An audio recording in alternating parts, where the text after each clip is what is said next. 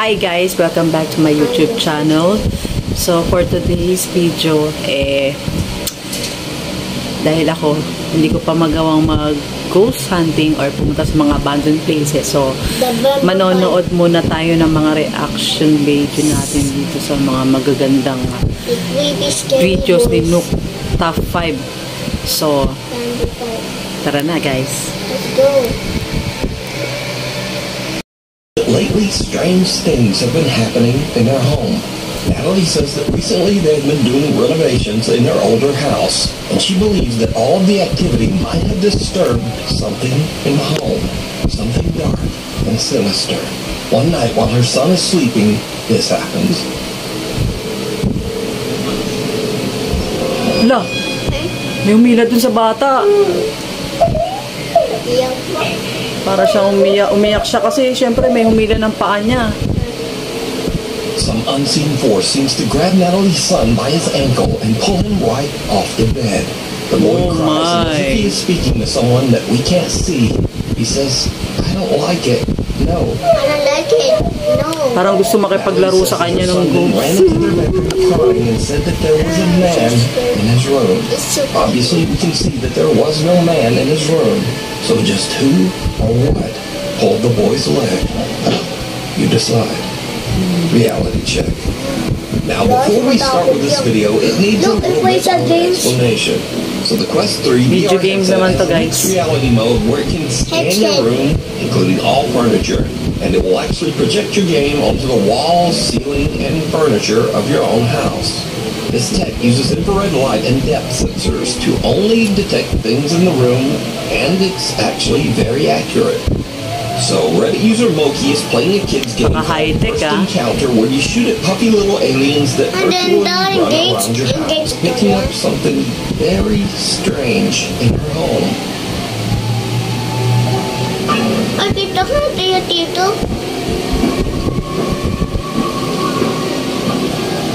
Ay, Hala. dito. May na-detect na may nakatayo. So scary. Now again, it bears mentioning that Moki is playing a kid's game. This is not a ghost game, and whatever that is should not be there. The Quest VR headset has detected something very strange in her hallway. Something shadowy that looks like a man standing there in a dark hood or robe. So just what do you think that her VR headset was picking up? Let me know. The Midnight Messenger. Jennifer is taking care of her elderly mother who is critically ill. One night, she sees something on her mother's bedroom video monitor that gives her goosebumps.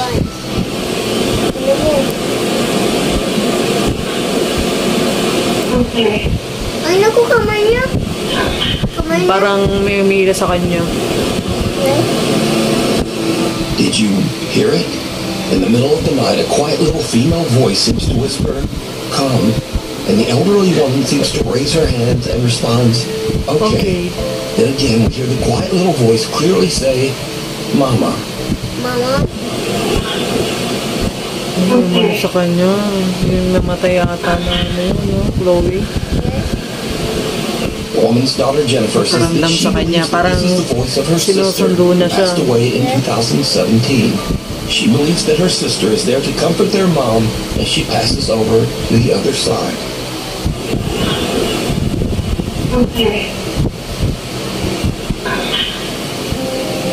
Meron talaga sabi yung mama. By the way, Jennifer's family has recently had a lot of bad news, with both her elderly father and mother sadly becoming critically ill. If you'd like to help them, you can check out their GoFundMe at this link, which you can also find down in the video description. Scratching the surface. Rule says that as a child, she lived in a haunted house. She says that as she grew up, she believes that some strange paranormal entity from the house attached itself to her. I'm going to tell you a ghost story. A true ghost story. No. And I believe that whatever it is all over me. Tara says that she often finds all of the cabinets in her kitchen open. She also says that her cat sometimes seems spooked and will actually just hide for no reason. But Tara says that lately, things in her house have started to get even spookier. I'm not calling my stepdad, right? He goes, who's there? I was like, he goes, who's there? I was like, no one. Why? He's like, who's that guy talking? Hindi may nagsasalita doon. I'm like, I'm here completely alone. He's like, there's a man talking. Like, just as loud as you right now. And I was like, I don't hear anything. And then he said it stopped. But it gets even weirder. Because you see, recently scratches have started to form on Tara's windows. But not on the inside.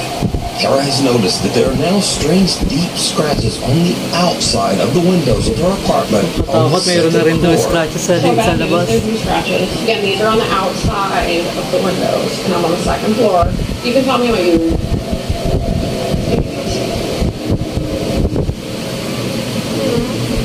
Meron na nga.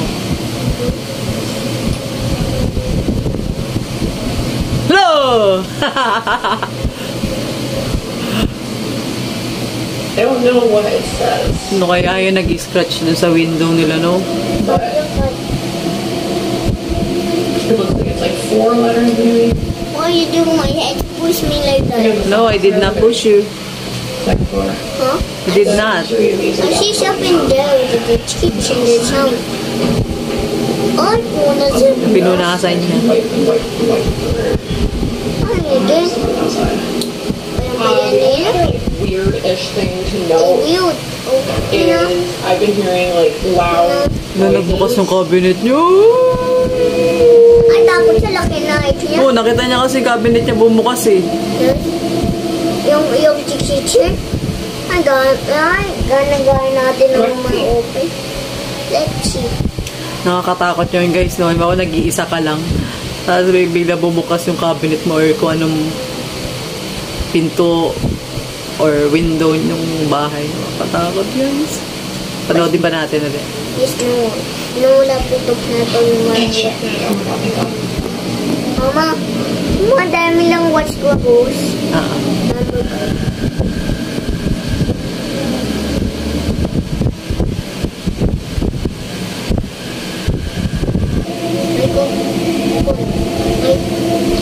Ito na. Parang may naririnig siya.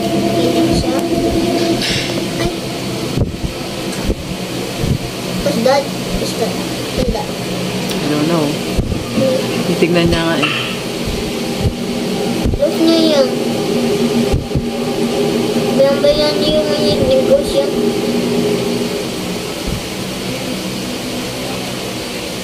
Ay! Jackie! Aki? Yung pusa niya. You scared the holy That's funny. Nakikiramdam kasi siya, tapos sinano siya ng pusa niya, ginulat. One of the kitchen cabinets opening all on its own.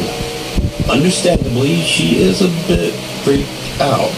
Laki yung mata niya. To this day, Tara Rule still experiences strange activity in her apartment, and she found new scratches on her windows just days ago. If you see something Meron nga sa loob na naman, may bago na naman scratches. email me at the other side. Number Brother and 6. sister Josh and Crystal are doing a paranormal investigation at the notoriously haunted Hotel del Coronado in San Diego, California. The old hotel opened in Ganda, no? Workers and visitors at the hotel claim to have witnessed multiple paranormal incidents and sightings. There are constant reports of lights flickering, televisions turning on and off, and things flying off shelves. Josh and Crystal see something in a side room and try to catch it on film. It doesn't really work, but they do catch something even creepier. It's okay. I can see. Come to me. Parang shadow ng bata. Are you a little boy? And then, kita ko naman lagat dito. Kita ko na banda. Shadow nga. It's okay. Wala siya. Tinumuha sa video. It's okay. Ay, kita ko siya. Doon. I don't know. Doon. Hindi patay ghost. Is shadow. Parang yung shadow, bata. Yup. No, maliit lang, oh. Ulit pa. Oh. Kita nilang dalawa.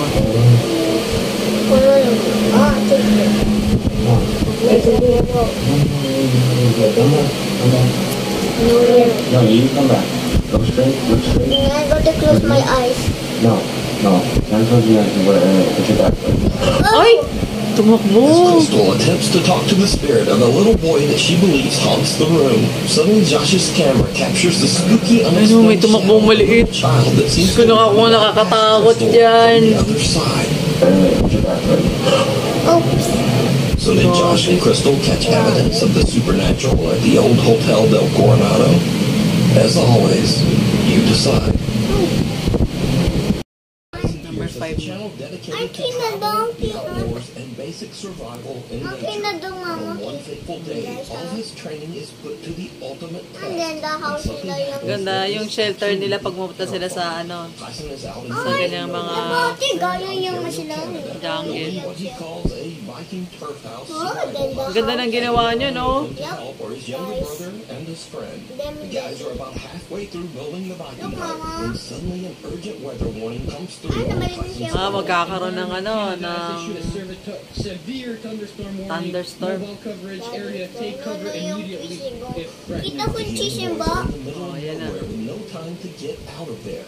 Now, before I show this in accordance with YouTube rules, let me note that absolutely no one was hurt in this video. This frightening scene is what happened as the storm rolled in. Holy, Yan na, paparating na. holy sh... Para may tornado. Oh, ich warte jetzt am Nad. Oh, verpasst so weg, sie denn, ne? Check. Shit. Asa, gang, F there. Tago na kayo. Bilis. Now, before you go off. Ande. That's not true. Yan na. Tornado. Tornado. Stay low. Stay low. Stay low. Stay low. Stay. Stay. Diyos ko, nakakatakot pag ano yan, ang aktual. Hindi mo alam kung anong gagawin mo dyan. Tumino yung rose. Nobody. Stay, stay. And it's scared anything strange does. You're not scared at all? Whenever we watch ghosts, remember it's evening already. It's dark outside. Yes. Hindi ko yan yung watch yan. Ang bata. Nakapatid sila. Mama ka na ba ng fish? Ayan na nga oh, may ano oh, tornado. Nakita ko stante ba din? Oo. Nakatakot yun. Diyos ko. Ano scared? Ay, takot sila takot. Siyempre, ayan oh. Pag na ano yung tinatagawa nila na shelter, bigla yan lilipad yan. O, saan pa sila magtatago?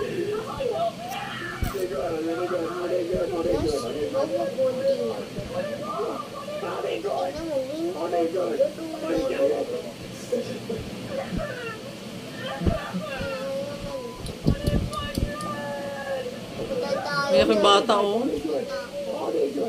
Kasi hindi mo yan mapipigilan yung mga ganyan natural disaster. O yung mga Now, again, let me bagyo. repeat that in accordance with YouTube rules, none of these guys were hurt. Because of the amazing stability of Tyson's shelter, Ama, everyone ano, survived and matibay. made it out without a scrape. Tyson returns a few days after the storm to check out his shelter and the Look, surrounding abandoned world. trees. Nabay na halos. Doon pa rin oh, yung ginawa ang shelter ng kuya nila. Mati na mo, abandoned trees. Ayos pa rin. There's abandoned trees aba. It's go down the way, ganun na hangin. That is Opo. insane. Oh, that's snap though. It's not me. Snap. I see there's something strange. That's Look, not ano there ba as yung well. man? The trees around the shelter have been uprooted and blown to the ground, but the shelter is still there. The guys Galing, are even able matibay. to find their bikes buried under one of the downed trees. Oh my god, no way. My bikes are good. Wow. Good fun. Yung bike nila yung buti hindi natangay. Ayan oh. My bikes are good. Iniwanan lang nila eh. So Tyson's amazing nature shelter actually saved their lives. He considers it a blessing that they were all able to escape without injury. Mali sila kagad pala. Tonight, this Number 4 naman. Number 4 na... While you're in India, something Ay, very basta tayo strange has been dyan. happening. Nabili Multiple tayo. people have recorded CCTV footage of a strange woman wrapped head to toe in traditional Indian clothing who seems to roam the streets late at night ringing random doorbells before just vanishing without a trace. It is said that animals react strangely to the woman, often running in fear. On one late night, a family in Gwalior records the woman walking down their street.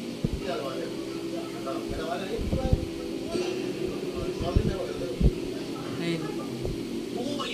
Lalakad. Mama, siya nasa laptop yung mama. Oh. Ayan o, lalakad yung babae. Laptop yung Look, it's a ghost. Spooky, spooky, spooky. Vampire. Spooky, spooky, spooky. Witch, witch. Spooky, spooky, spooky. Bang. Ghost. Scary, creepy, and Ito nila sa CCTV. ay, habang Ayun o, nagdo-doorbell. habang kamay niya. Oo. His white clothes. A bull in the alley runs away in fear as the woman approaches. And then as she rings one of the doorbells, her arm seems to stretch in a bizarre, inhuman way. Oo nga. Now, no one knows who Katakot. the woman is or why she was Mahaba yung ano niya, kamay. Yung braso niya. The town believe that she might be some sort of spirit, especially since police have been called multiple times to the scene. But when they arrive, the woman What are you doing, that man? It's not Katakot. you. just outside your window. Kinilabutan ako ah. It's late one night when three Number brothers 3 na. are asleep in the room. They wake up to a strange sound that seems to be I'm coming not from their scared window. anymore. I'm not scared. Oh, what's that at the window? Nakita sila. May nakita yung lalaki sa window.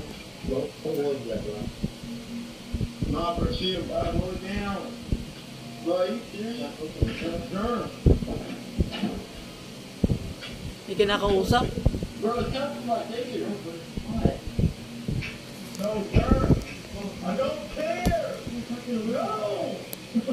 Pinapasara yung bintana. Kaya na, nagtatakbuhan na. Ano kaya yun? The boys have the fright of their life as they hear and see someone or something looking into their window. Natakot pa ako dito sa hinihiga nila eh. Pwede bumagsak yan dun sa lalaki sa babae. The clip was posted Napakanipis ng mga ano, bakal. So we just have to wonder what they saw. And even scarier, we have to worry that these shaky bunk beds will someday come crashing down and crush that guy on the bottom. Kaya nakakatakot eh. Oh no. 8 lives. Number This next 2. video was sent in by hundreds of Nuke's Top 5 viewers, but unfortunately, no one had a link to the original source. So the story goes that the owner's cat had recently passed away, but they believed that her ghost was haunting her old clay cat tower. They claim they set up a camera and caught this spooky footage. Ay, naku. Bing. Why you're covering your eyes? Don't hide. Ay, gumagalaw yung isda. Toy fish.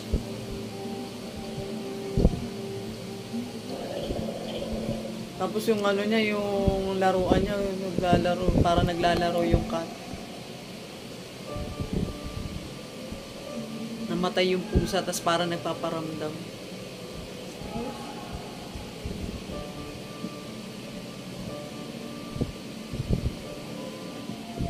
Ayan o, inabas na pusa.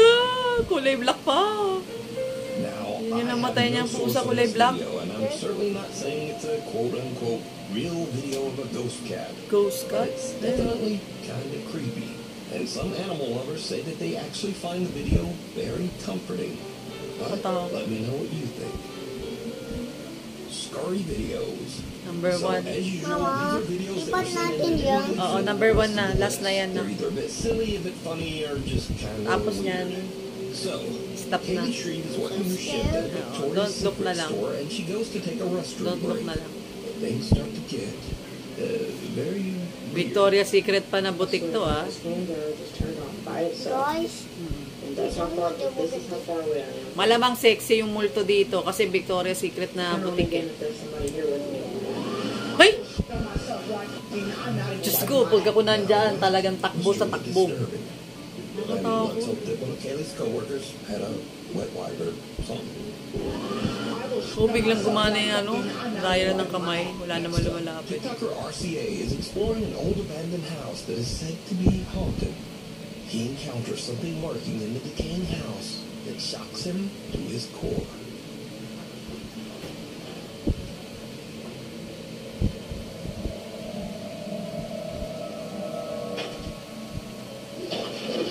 Ano yun? Ah! Vulture! Kala ko naman ano yun.